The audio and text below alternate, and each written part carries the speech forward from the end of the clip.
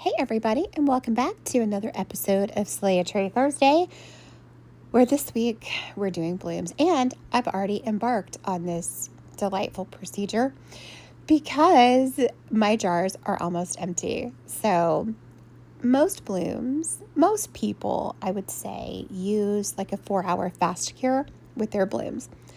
I do not love a 4-hour fast cure just because it's really thick. It holds on to bubbles. It has a short working time typically. So I do not love it. So I do not stock a lot of it. I do not keep a lot of it. I very rarely ever use it. So I had just the tiniest bit left. And so I have literally been sitting here holding my jar upside, or my container upside down, letting every little tiny last vestige of resin drip out into my cup to hopefully have enough to do this. And look, I'm even putting a stick in there and dragging it out. So yeah, if you're going to do a bloom, make sure, you have enough resin to actually make that happen. Oh, and by the way, everyone, go give Beverly some love for, this was her idea, all her idea on the blooms. I would just like to go on the record as saying, I do not like blooms. And apparently someone driving down the street also does not like blooms. Other people do them so beautifully. When I do them, they look like abstract sea creatures from like the depths of the ocean that no one has ever seen before. So there's that to look forward to. So if you're not into creepy sea creatures, fast forward to the end and just be like, oh my, that's something. So I am scraping the last of the resin into a cup to hopefully mix up enough to do this bloom. One of the key pieces with doing a bloom is the temperature of your resin. I like to get mine to about 104 degrees. And you really have to be careful because once your temperature starts to rise, it rises pretty quickly. So mine is at 106, which is a little bit hotter than I want it to be. So I pay really close attention to it. I have a very short attention span, and so I went on to a different project. I was like, oh, I'll work on this for a few minutes and then come back to this. And that's why it was at basically 106 degrees. Don't beat me. And normally I would have put in more resin than this, but this was all I had. So we're going to make it work. I wish that I would have filled in that recessed edge and then let that cure, so that way we had a flat surface for the bloom. I feel like some of the color kind of went into that edge. Not a big deal, but I do feel like it would have been a better effect if I had filled that in first. So I'm just going to take a micro brush and just run it along that inner edge just to hopefully get any bubbles out that might be in there, because this is a thicker resin, and on top of that, it's been setting for a while. It's really holding on to bubbles and all of that. So I just wanted to make sure that I can get any of those out that are just kind of like hanging out and doing their thing. So I love pink. Pink is my color. But you guys, you should be so proud of me. I decided to go blue on this one. That's right, blue. So I am doing a dark inner blue and then a turquoise around that. And then I'm going to come back in and do like an aquamarine outside of that as well. So yeah, I'm very proud of myself that I went outside of my comfort zone and went with a blue-green instead of, a pink purple, which is my complete natural inclination to do that. And I feel like this is where, at least for me, it gets a little bit trickier with the blooms, is mixing up the white that goes on top of it. So everybody who does blooms, who does them regularly, they have their own formula, right? They have 6 drops of this and 2 drops of that and a little tiny dollop of this, and they have their own little recipe that they use when they do blooms. I do not do blooms, and so I don't have a recipe. So I'm just trying to get it to where it's still translucent, but it's not opaque, but it's not like super see-through either. So I know some people will describe it as skim milk consistency or like colorant. But for me, I don't know about you guys, but skim milk looks like, like water with like a drop of glue in it. So I went for a little bit darker than that. And I'm just using some regular white pigment paste. I know some people use pigment paste and alcohol inks, or they use like Cast and Craft, but we're just going to go with some regular old white pigment paste. And there are also so many ways that you could put your white on. I have seen people do circles and petals, and I've seen people literally take and just scribble the white behind their alcohol ink.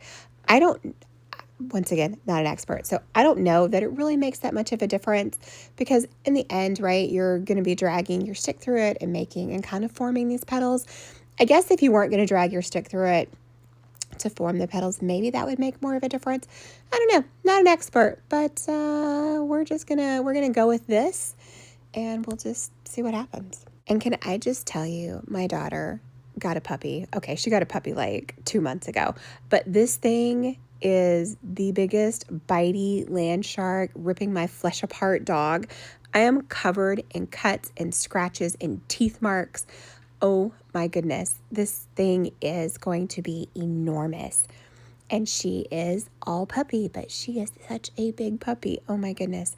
Anyway, I just had to like share that little piece as I was watching and going, oh, look at all the cuts and scratches on my arms. I'd like to say that was from like the thorns and all the bushes that we've been clearing in our backyard. But no, that is all from her little demon dog. So I typically will do this differently. I don't know what I was thinking when I decided to just draw. I just was like, just give me a stick and I'll just draw through all of the alcohol ink. Normally I'll do like from the middle to like 12 o'clock, and from the middle to 6, and then the middle to 3, and then the middle to 9, and then come back in and split the difference between, 9 and 12, 12 and 3, all of that. But I decided to just go for it. I don't know why. I think my brain just was like tired or cranky or hot. I don't know. Maybe that's why it looks like some sort of like weird sea creature. I can't say.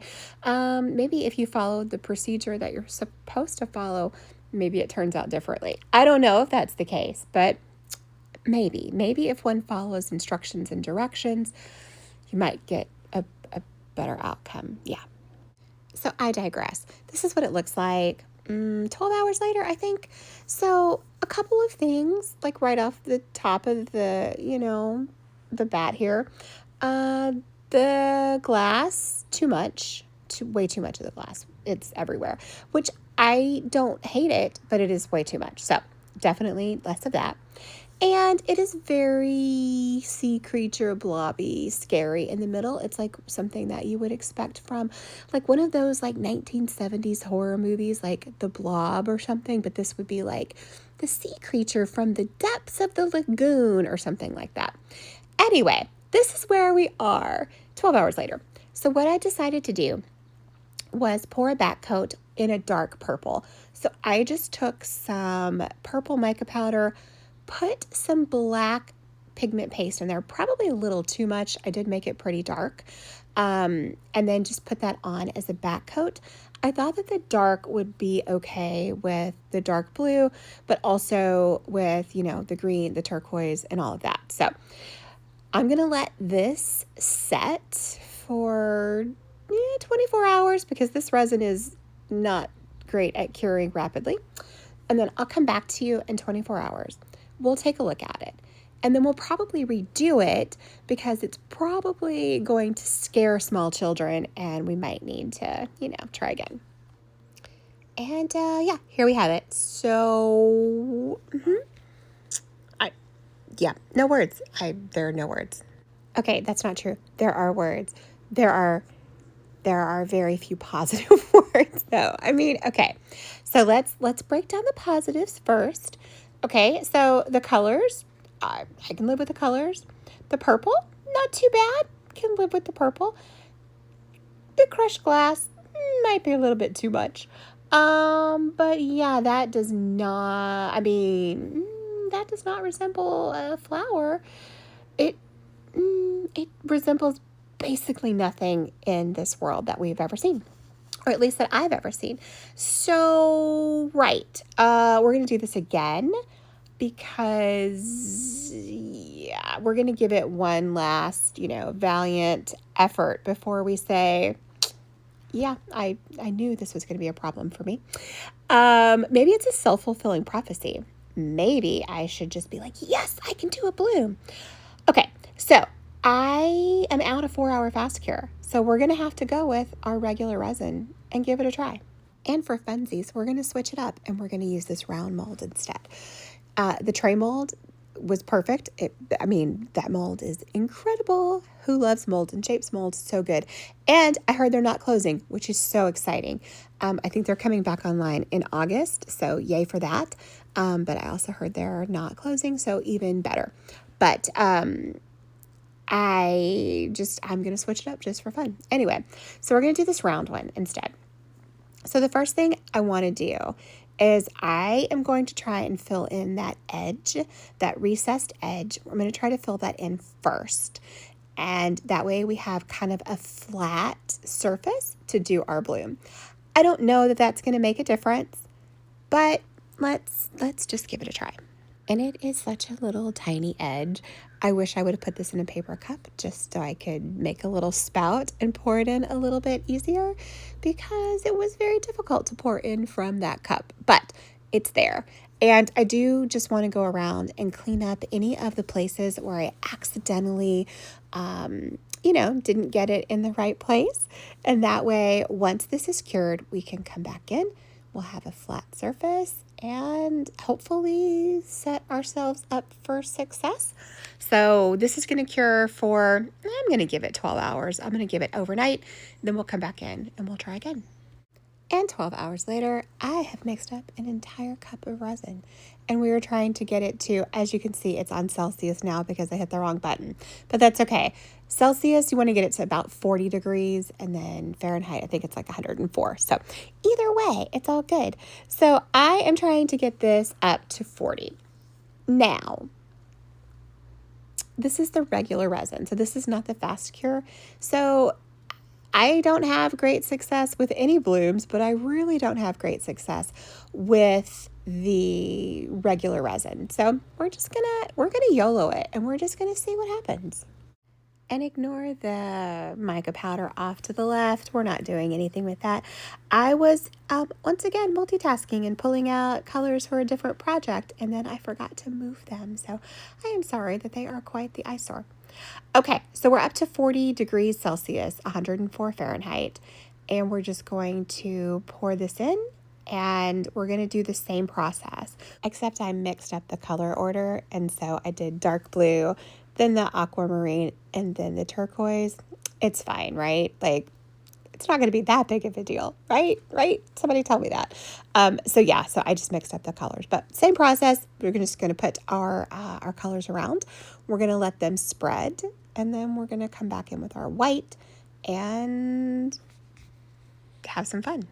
And the ghost that just brought scissors and laid them on my table in the middle of recording this was my son. He borrowed my scissors for something, and instead of just leaving them anywhere else. Now, mind you, my son is an amazing individual. However, at no point in time does he ever return anything to where it goes. And so the one time he returns something, he does it like in the middle of recording this very riveting bloom. But he did return them, so I'm going to stop complaining right now. Okay, so I'm mixing up some white. Same process as before. I just used a little bit of white pigment paste just to get to the color that I feel like it needs to be. You don't want it to be too heavy. You don't want it to be too light. You want it to drop through your color, but you don't want it to drop all the way down so that it's just like big blobs of white. And this time I opted to go with just putting spirals instead of trying to put the petals down. So I'm just going to do the spirals with the white. I think it's going to be fine no matter what we do. And this time I'm actually going to drag my stick through in the proper order to see if maybe we can get some better petal formation. And you can really use anything to do this. I am just using a micro brush, like the non-fluffy end of it. And then I'm just starting in the center, and then I'm going to go to 12 o'clock, and then 6 o'clock, and then 3 o'clock, and then 9 o'clock. And then I'm going to come back in and come from the opposite direction and kind of split the difference to bring it into the center. And I feel like anytime I do a bloom, I always feel like, gosh, this looks so good when like you finish doing this part. It's like, that looks great. But then once it cures, it's like, that moved. That looks terrible. So I feel like if we could just go with it like right now, I'm totally 100% happy with this. And then I'm just going to do the same thing for the back coat. I'm just going to do the dark purple again, and I will not bring you back for that. So I will come back to you in a day or two when this is all said and done, and then we'll see what it looks like, and we're, hope for the best. Can we talk about this? Because this kind of looks amazing. And when I say amazing, I mean amazing for me, not for someone who is like a bloom mistress. But for me, there are no words. Like, I have no words. Like, I almost feel like I've entered a parallel universe where someone else made this and then sent it back in time and then gave it to me. Anyway, I think this is probably the best bloom I'm ever going to do in my entire life. It was some sort of a weird fluke. All of the things came together to make it. And so I just gonna call that a victory. So we went from creepy sea creature to the best bloom I've ever done. And the only thing that I did was change the resin and didn't use the fast cure. I used the regular and just let it get hot. I don't know. I'm sure it's like all of the things just coming together to make it happen. But how exciting is that? So let's put this one in the books as a big W. Please, please, please go check out the description box below and go visit some of the other creators who are on this amazing group. So many great ideas, and I can't wait to see their blooms and how spectacular they are. I am just like still in awe that this actually worked out. So please check them out, and then come hang out with us in 2 weeks. And we'll be doing sunsets. So yeah, I'm pretty excited about that. Thank you guys for being here, and I hope to see you next time.